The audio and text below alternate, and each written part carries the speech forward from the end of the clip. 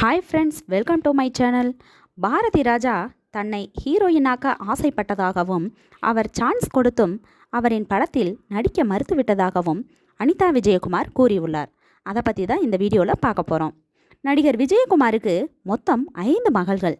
இதில் 4 பேர் சினிமாவில் நடித்துவிட்டனர். ஆனால் சினிமா பக்கமே தலைகாட்டாமல் இருந்தவர்தான் அனிதா விஜயகுமார். மருத்துவம் படித்த இவர் ஒரு படத்தில் கூட நடித்ததில்லை. அனிதா விஜயகுமார் மட்டுமல்ல, அவரது கணவர், மகள், மகன் என அவர்கள் குடும்பத்தில் அனைவருமே மருத்துவர்கள்தான்.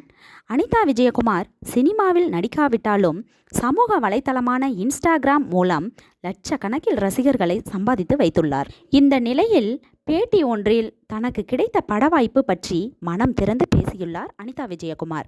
அதன்படி அவரை சினிமாவில் நடிக்க வைக்க பாரதி ராஜா தான் தீவிரம் காட்டினாராம். அவர் இயக்கிய கருத்தம்மா படத்தில் நடிக்க அனிதா விஜயகுமாரை அணுகியிருக்கிறார் பாரதி ராஜா.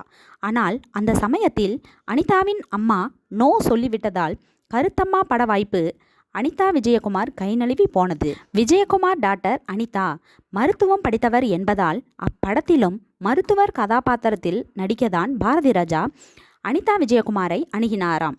அந்த சமயத்தில் அனிதா 1ஆம் ஆண்டு கல்லூரியில் படித்து வந்துள்ளார். அதனால் அவர் படிப்பில் கவனம் செலுத்தட்டும் என அவரது அம்மா சொல்லிவிட்டதால் சினிமாவுக்கு நோ சொல்லி இருக்கிறார் அனிதா. ஒருவேளை அந்த சமயத்தில் சினிமா பக்கம் சென்றிருந்தால் மருத்துவராகி இருப்பேனா என்பது தெரியவில்லை என அனிதா அந்த பேட்டியில் கூறியிருக்கிறார். Anitha Vijayakumar is the first choice for Karuthamma movie. Anitha Vijayakumar நடிக்க மறுத்த கேரக்டரில் பின்னர் நடிகை மகேஸ்வரியை நடிக்க வைத்தார் பாரதி ராஜா. அப்படம் பிளாக் பஸ்டர் ஹிட் ஆனதோடு அதற்கு 3 தேசிய விருதுகளும் கிடைத்தது.